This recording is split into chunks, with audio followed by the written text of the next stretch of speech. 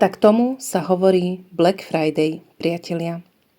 Z minulého piatku sme to mali po čistení nespojaznené vstreky z Ford Focus 1.6.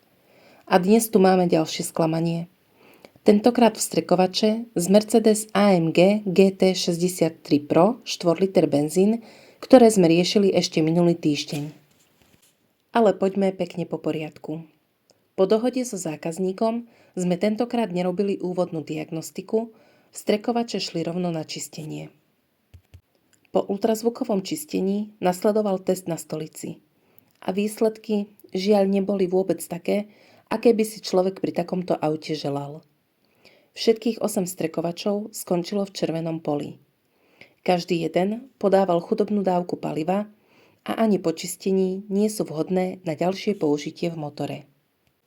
A pri takomto výkone, aký má tento Mercedes 612 koní, si slabé vstrekovače jednoducho nemôžeme dovoliť. Po konzultácii so zákazníkom sme sa dohodli, že zabezpečí ďalšie kusy, ktoré nám pošle na diagnostiku. A čo dodať na záver? Každý vstrek má svoj príbeh. Niekedy víťazný a niekedy poučný. Dôležité je hľadať riešenie, nevzdávať to a ísť ďalej.